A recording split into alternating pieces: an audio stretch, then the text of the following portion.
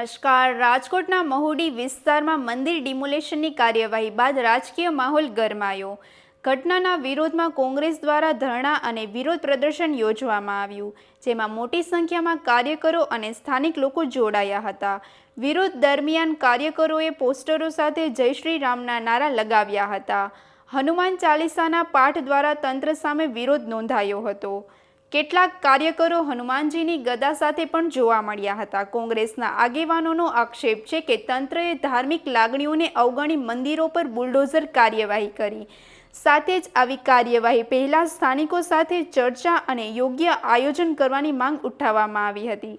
પ્રદર્શન દરમિયાન પોલીસનો ચુસ્ત બંદોબસ્ત ગોઠવવામાં આવ્યો હતો અને સમગ્ર મામલે જવાબદારી નક્કી કરવાની માંગ સાથે કોંગ્રેસે તંત્ર સામે કડક વિરોધ નોંધાવ્યો।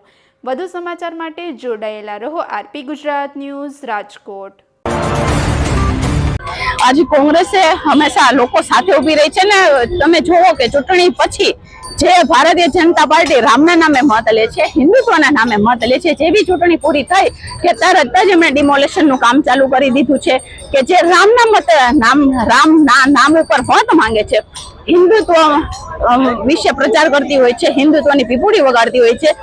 आज લોકોની આસ્થા સાથે રમી રહી છે। असंख्य મંદિરો પાડી નાખ્યા છે અને કોઈ પણ ધર્મ હોય એમના સાથે આ લોકોને કઈ લેવા દેવા જ નથી હોતા કે તમે ગમે ધર્મ ના હોય, કારણ કે મંદિર સાથે આપણે એમ કેમ રીતે આસ્થા જોડાયેલી હોય છે। ભલે નાનામાં નાનો માણસ હોય કે નાની નાની ડેરી હોય પણ એની સાથે એની આસ્થા જોડાયેલી હોય છે કે પણ ભારતીય જનતા પાર્ટી બસ ચૂંટણી સુધીનું કામ હતું ત્યાં સુધી અટકાયેલા હતા। ચૂંટણી પૂરી થઈ જીતી ગયા એટલે હવે બુલડોઝરની કામગીરી ચાલુ।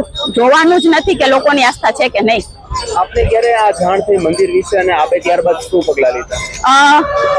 રાત્રે જ કે અડધી રાત્રે જ્યારે લોકો આરામ કરતા હોય, રાતે સૂતા હોય ત્યારે જ આ લોકોનો ટાર્ગેટ હોય છે કે ત્યારે જઈને બધું પાડી નાખો, એટલે કોઈ મેન્ટલી પ્રિપેર જ ના હોય કે શું થઈ રહ્યું છે તેમની સાથે। એવી જ રીતે આ તાનાશાહી સરકારે અડધી રાત્રે જઈને મંદિરો પાડવાનું ચાલુ કર્યું, ત્યાંની વસાહતને ખતમ કરવાનું કામ કર્યું।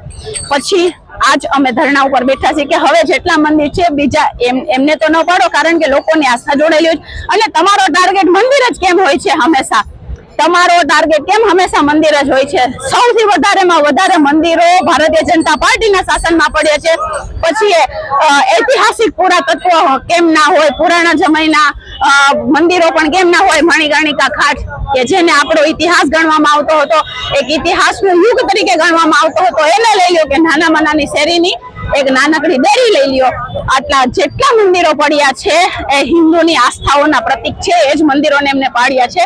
તો કેમ તમે તો હિન્દુત્વની પીપુડી વગાડો છો, તમારે તો હિન્દુ રાષ્ટ્ર બનવું છે ને તમે જ કેમ મંદિરોના દુશ્મન છો?